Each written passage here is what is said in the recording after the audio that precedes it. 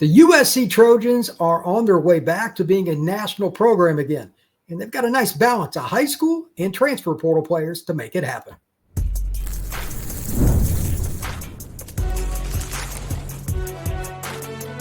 You are Locked On College Crossover, part of the Locked On Podcast Network. Your team every day.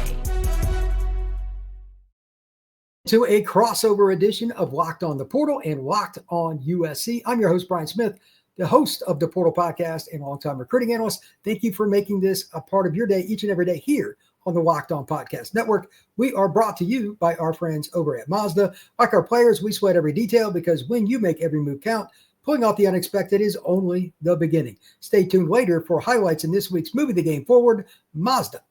Move and be moved. Today's show is going to be fun because we're going to break down why USC has moved forward. Not just recruiting out of the portal anymore. They're recruiting high school players, as we'll talk about. Their offensive line's gotten a lot better. They're more physical. They found some really good running backs, and they've gotten homegrown players out of the high school ranks. Yes, USC still uses the portal, but the mix has been great. To help me figure out everything and who's who, Mr. Marc Kulkin, Locked On USC. Appreciate you stopping in, Mark, and doing this crossover with me. I want to shoot right at it from the get-go. Are you as surprised as I am that, like, before this show even started, you told me, hey, they got 5 high school kids starting along the offensive line. Did you think it would go this quick when they started to make the transition to more high school kids, or is this what you expected? To be honest, I think they were a little bit behind the curve going into this season. I thought maybe they should have been there last year, year 3. This is year 4 of the Lincoln Riley era. And in the past, they have been heavily dependent on the transfer portal, trying to get that roster up to a competitive level that, especially going into the Big Ten Conference. So this past offseason, they brought in 2 more offensive linemen through the portal that everybody anticipated were going to be starters. One was DJ Wingfield, who plays guard and tackle at Purdue. Unfortunately, the court said you're out of eligibility. So he was kind of cast aside. And there was also Ja'Onre Reed, who came over from Syracuse he was a starter there. Everyone anticipated he's just going to step in, be USC's starting center this year, and USC would surround him with the guys they already had in the program. Turns out Ja'Onre Reed right now is competing and trying to knock a former preferred walk-on, Killian O'Connor, from the starting center job. That's awesome. Right now, yeah, it's pretty impressive how USC has recruited and now started to develop. So you have every one of their starters on the offensive line, all came out of high school, all recruited, all developed at USC. And whether it was Josh Henson, who is now at Purdue, or Zach Hansen, who took over this incoming season, that offensive line is actually one of their strengths. Last week against Michigan State, starting left tackle Elijah Page, he went down with an injury. People were like, I didn't even know he was out of the game. So what did USC do? They took their starting right tackle, Justin Tawanuu, moved him over to left tackle. They took their starting left guard, which is Tobias Raymond, slid him out to right tackle. And then you brought in Micah Banuelos, another guy who they recruited out of high school, slid him in at left guard, and then Killian O'Connor just stayed the course at center. Alani Noah, who they recruited out of high school, stayed the course at right guard. That's USC's top 7, top 6 guys on the offensive line right now. So if somebody does go down, they're not reliant on the transfer portal. They've got guys who they brought in, developed, and they're now starting to reap the return on the investment. So it's actually been a pretty pleasant surprise from the offensive line standpoint. Yeah, the offensive line has looked much better. I was watching some of the Michigan State game, going back through the highlights. Right. After you got into like mid-second quarter to mid-third quarter, you watch the line of scrimmage pre-snap, and then it just moved. Not that Michigan State's good up front, but they just bullied them. Yeah. And I hadn't seen USC do that to other Big Ten teams that much. It still, Lincoln's a great play caller and he's very finesse. But when you add in the physicality, it changes things. And I just want to bring him up. Wayman Jordan had 157 yards and averaged 8.7 yards per carry against Michigan State. You can ask them about how good he is. He's a JUCO kid that was not very well recruited, ends up transferring into SC, and he has been a dude. They've Yeah. got other players running the ball. They're good. They're like, Mekhi Lemon is one of my favorite receivers in the country. Like, they've got a bunch of high school guys, and then Jordan's kind of that extra guy they got out of the JUCO ranks. It's primarily been high school and JUCO kids, and then of course Maeva is the one transfer from, I believe it was UNLV. Right. But overall, this is a team that is more homegrown, and it's working out better. I think it's good for college football when USC is better. So I think this is good. Yeah, no, this was like Lincoln Riley's vision when he took over the program. He said, I'm going to have to, jump into the transfer portal to keep this thing going, just to keep us competitive. But his goal was always, he wants to focus on the high school ranks. And their 2026 recruiting class is number 1 in the country, and it is California dominant. And that's what you don't need any. When you play at USC and you're getting the best out of California, you're going to put together a championship type of roster. You secure the guys out of California. We've talked about this in the past on other shows. Now you can go around the country and you can cherry pick guys that are going to eventually play in the NFL. USC is real close to getting back to that level. They're not quite to that Pete Carroll dynasty level where they can recruit California and then just go around the country and pluck and pick. Again, you got NIL to deal with as well. But, they brought in Jakeem Stewart in their 2025 class. He's reaping the rewards. I mean, he has turned into a star. Floyd Boucard. I don't know who was ranking him coming out of high school, but he's much better than his, I don't know, what was he ranked? 1,000 something? I mean, this dude has elite feet, as Coach Henney said. And again, that's on the defensive side of the ball. You brought up Waymon Jordan, the transfer from Hutchinson JC. USC last week could have literally ran for 300 yards had they just said, we're not going to throw the ball in. That's how physical they are.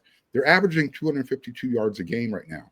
And I get it, the competition hasn't been elite, but 2 of the games are against Purdue, Michigan State. Those are Big Ten quality teams. The other 2 games was Georgia Southern, Missouri State. Lincoln Riley is showing that he wants to run the ball. He's showing they want to play physical. And another sign is they're using their tight ends a lot. And if you want to be a physical offense, you incorporate your running backs, you incorporate your tight ends, because you're always going to have the quarterback and the wide receivers. It's clicking right now. Their next step is Saturday on the road against Illinois. Yeah, we're going to talk about that next, because the physical approach that Indiana took against Illinois, which I'm an Indiana grad, but it shocked me. Like, they didn't just beat up Illinois. They bludgeoned them. They took it behind the shed. They did. I'm curious to see, because it's a noon kick or it's something ridiculous that USC's got to deal with that. A West Coast team should not have to play at noon Eastern. That's another story. But I still expect them to win. And I kind of want to go into why they've been more physical and some of the portal guys they've used to get there. We're going to talk about that next on this Locked On Crossover Edition. Today's show is brought to you by our friends at Mazda with moving the game forward. For those who believe it's not just about playing the game, it's about redefining it. There are moments that do more than put points on the board, that move crowds, culture, and moving the game forward. For the USC Trojans, they had a lot of guys that made plays, but I'd really be remiss if I didn't bring up Waymon Jordan in their last game. 157 yards rushing and 8.7 yards per carry. We were just talking about how USC needs to really hit the home run with being physical. Well, part of that is your running back, and he was running over the Michigan State defense. So he was a special player. When you follow what moves you, the unexpected is only the beginning. And just like that, there's more to every highlight. There's more to a Mazda vehicle. Mazda, move and be moved. We are also brought to you by DoorDash. DoorDash is bringing it back with Who's This Week's MVP, Who Delivered, powered by DoorDash. Just like that, you can win every Saturday with DoorDash Streaks, saving more every time you order. These players delivered when it mattered most, so let's break it down. I also want to talk about the offensive line for USC. There is no one specific player, but they were opening holes and just pushing Michigan State off the line.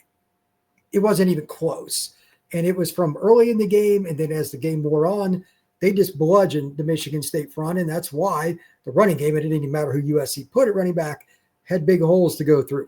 DoorDash delivers your Saturdays, and with DoorDash Streaks, you save every Saturday when you order. Stack it up all season, and you could save $250, including $100 in DoorDash credits. Order this Saturday. Keep the streak alive. The promo is good through November 18th. Thank you once again for making Locked On the Portal and Locked On USC a part of your day every day. I'm Brian Smith, host of Locked On the Portal. I am joined by Marc Kulkin, host of Locked On USC. Let's talk a little bit of a mix here. The Illinois game, it's goofy, as I said a minute ago. Noon kick, which is dumb, but that's Eastern time, not West Coast. And it's a totally different USC team. Lincoln is known as kind of a finesse offensive guy, but he's always found ways to run it. This is the most physical running game they've had in a while. And Maeva's a part of the running attack. He had 2 touchdowns. He had 3 touchdowns passing. He seems to, for lack of a better term, gained a grasp of what Lincoln wants him to do. He gets him out of bad plays. He'll throw it away when he needs to. He'll go run and get you 4 yards. Just doing the little things. And if a drive ends without points, it's a kick, not a turnover. They're not beating themselves anymore, which USC in the last decade, they have been famous for doing. Let's just be honest. They absolutely have. You are absolutely. You and I talked about that a lot on the air and off.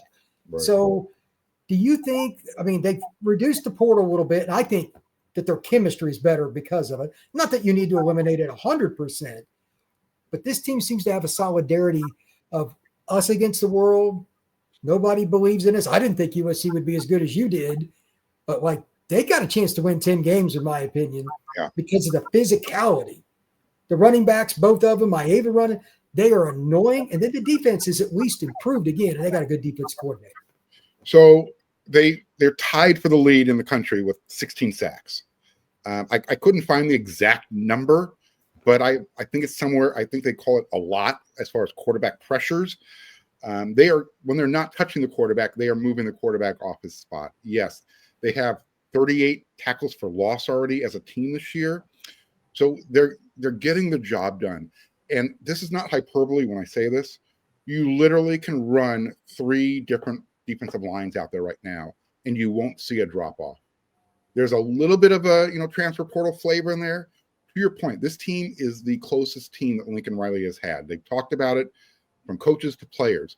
It's not just defensive guys hanging out with defensive guys. Offense, defense, special teams, they all hang out together. And that's why you're seeing that camaraderie and that solidarity that you're talking about. These guys really believe that, it is us against the world. They were disrespected coming, with the preseason polls. Even when they finally made the polls, Notre Dame was still ahead of them with 2 losses. It's that type of thing. Exactly. We shook our head as well. So, they came into this offseason and into the season with a chip on their shoulder. They knew they had to be more physical. They knew that they couldn't take a lead into the 4th quarter and watch it, disintegrate at the end of the 4th quarter. And that was the story of last season. They were close. They didn't have enough depth at the key spots. On the defensive line, they thought, hey, you know what? Let's go bring in 700 pounds. So they brought in Keyshawn Silver from Kentucky, Jamal Jarrett from Georgia. Maybe you saw that guy. He runs 19 miles per hour when he intercepts the ball. He had a 70-yard interception return for a touchdown. I don't really believe that stat, but they said they clocked him at 19 miles per hour. I'm not sure about that either, but whatever. Point being is those guys came in, they were supposed to be the answer, and they're contributing. They're giving some good, valuable reps, but they're not getting the most reps. So it is that balance of transfer portal and guys that USC has recruited, brought in, developed, and you're starting to see that come to fruition now. I think this is a big test Saturday at Illinois. It's a champagne brunch type of kickoff, 11 a.m. in Champaign, Illinois, 9 a.m. on the West Coast, which is coming on the heels of USC kicking off at 8 p.m. last week.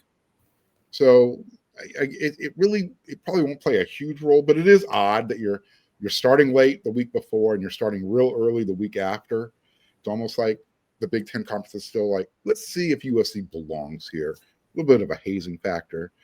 I can see how you would look at it that way, to be honest. So, and then you look at the officiating, and it's been downright terrible. It's bad. USC's been physical, but hands to the face seems like it's every other play they're calling it on USC. Whatever.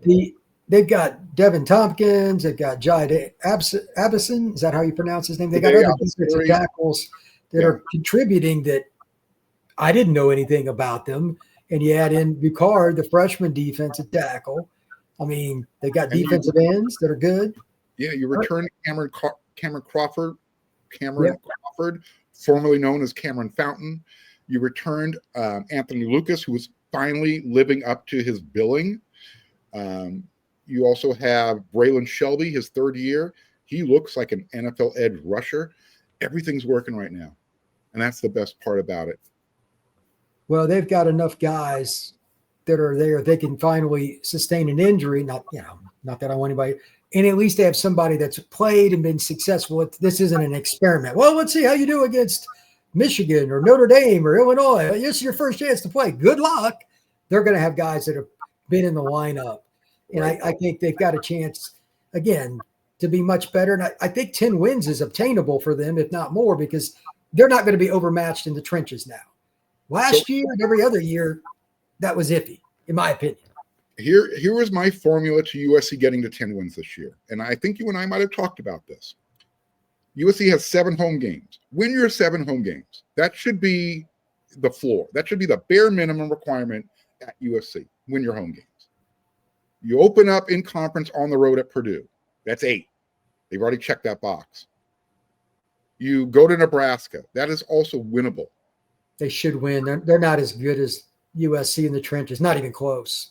Right. So there is a path to 10 wins, and USC's are they're working that path.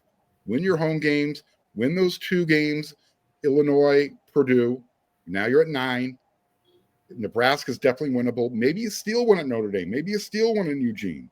I would be surprised if they don't beat one of Michigan or Notre Dame. Michigan's at Coliseum in a few weeks. So that game's sold out, by the way. Just sold out. It was just that should be a great game. Michigan's physical. They receiver a little iffy, but they're not going to hide what they're trying to do. They're basically USC 1978. They're just running the running back, and if they don't make it, they punt. Not real special there. USC's defense right now is. Everyone thought that was going to be the side of the ball that's going to lead the team. Right now, offensively, Lincoln Riley, he's found his swagger again, even though he says he's never lost it. But he's got all 3 facets working. We've talked about the running game. We know the wide receivers are par excellence. You brought up Waymon Jordan. They also brought in Eli Sanders from New Mexico. That dude puts his foot in the ground, he's gone. I mean, he's already got a couple of big touchdown runs. They have a running back who is a preferred walk-on. His name's King Miller. The first time he touched the ball, he went 75 yards. The next time he touched the ball, he went 41 yards. These were touchdown runs. A couple of weeks ago, he was held to 7 yards per carry. I haven't even brought up Brian Jackson's name because he's hurt. This team is well-balanced right now on both sides of the ball. Offensively, they are explosive. And against Illinois, what I saw last week against Indiana, that could happen again. I don't anticipate Illinois taking that type of beating at home on homecoming. But if they can't keep up with USC offensively, USC still has plenty of defense that if they get to Luke Altmaier, if they can get 3-4 sacks, Indiana had 7 last week? Yeah. It's going to be a long day fighting Illini. It's going to be a long day. Yeah, I think they'll win by a couple touchdowns. I just don't think Illinois' offensive line's that good. And here's the other key.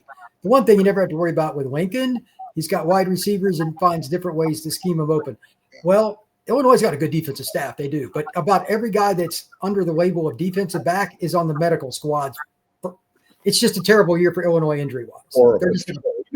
You don't want that for any team, but they're in trouble. Yeah, if that's their weakness and USC's passing game and being explosive is their strength. Yeah, something's got to give. So yeah, it's called the band is going to get tired for USC. That's what that's going to be. When we come back, we're going to talk a little USC recruiting to wrap up the show. Today's show is also brought to you by our friends at 5-Hour Energy. Caffeine just got a flavor upgrade as 5-Hour Energy shots deliver tasty caffeine in 17 bold flavors. Each 2-ounce shot packs the caffeine of a premium 12-ounce cup of coffee, plus B vitamins and nutrients with 0 sugar and 0 crashes. What you're going to love the most is how portable they are. They're 2 ounces. You can take them anywhere you want to go. Save it for later in the afternoon at work when you're a little tired, maybe for the gym, maybe just for some time out with friends. Whatever you want to do, 5 Hour Edge Energy has a spot for you to use it. Enough with the boring flavorless caffeine. It's time for you to give your caffeine and flavor upgrade with 5 Hour Energy shots. Get the favorites you love or be bold and try something new in-store and online at www.5hourenergy.com or on Amazon today.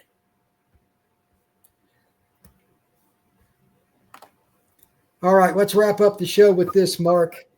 Okay. USC's got a great recruiting class, and I expect it to finish at worst like number 3 by pretty much every recruiting service. It's a great class. It'll finish how they're doing fine. My question for you is more about the 2027 class. I'm sure they've had several of those kids on campus. Is there anybody in particular they're targeting, or just overall, however you want to approach this, it's up to you. Are they getting a bunch of the kids to the Coliseum for home games? And have you heard any rumblings about what's coming up for the USC recruiting front? So yeah, that right now, that is their goal. Just get everybody on campus, let them enjoy the vibe, see what's going on, what USC is building. And these first few games, yeah, they've had a bunch of guys on campus, whether it's 2027 or their 2026 class. In fact, a lot of times it's been a heavy 2026 class emphasis, just to remind everybody, hey, you guys made the right decision. Look what you're going to be stepping into. One of the names, though, from 2027 that's starting to kind of splash right now, and again, it's on the defensive side of the ball.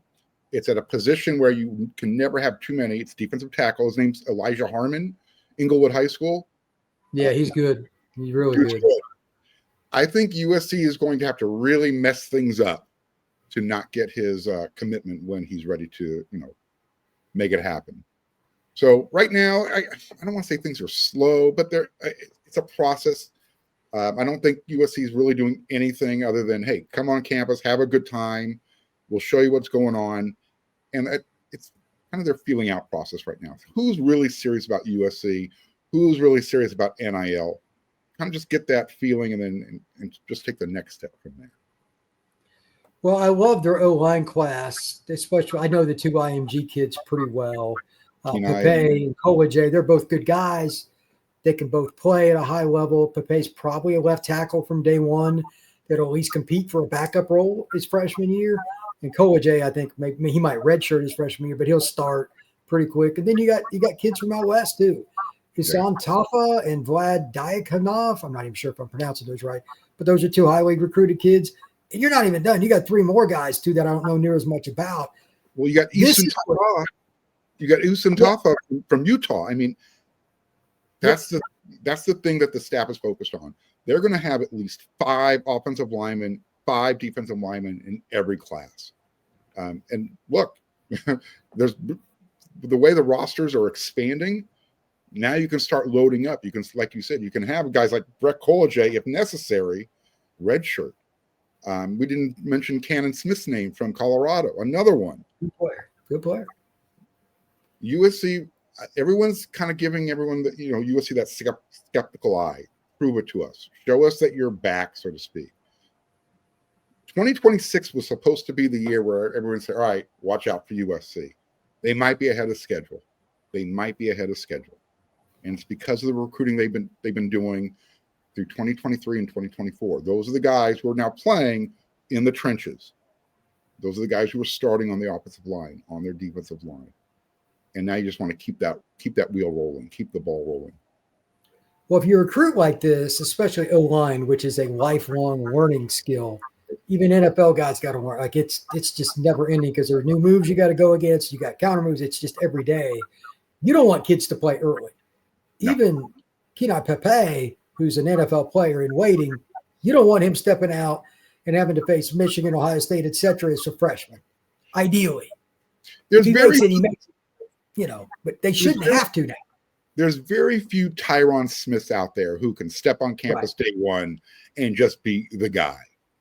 But yeah, ideally you want your offensive lineman to be getting big time reps as a redshirt freshman, not as a true freshman. Get in the weight room, get on that nutrition program, learn the system, get bigger, find out what it feels like to play in the end of fourth quarter when you're up 30 points.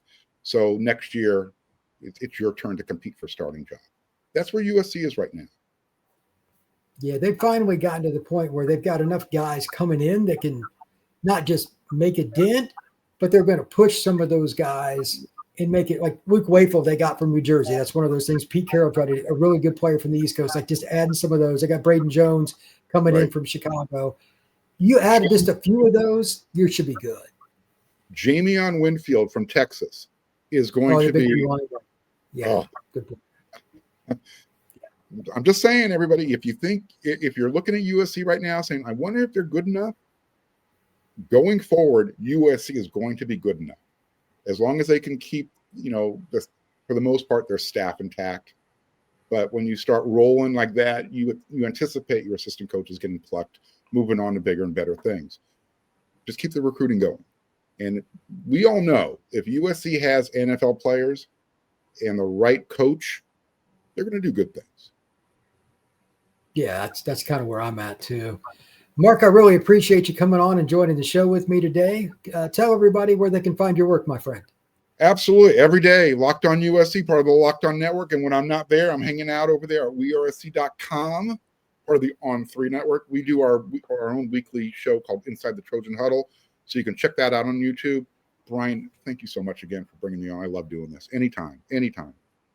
Absolutely. I appreciate it. You can find the Portal Podcast on YouTube, Spotify, Apple, Odyssey, Amazon, and everywhere else you get your pods. We will see you again soon.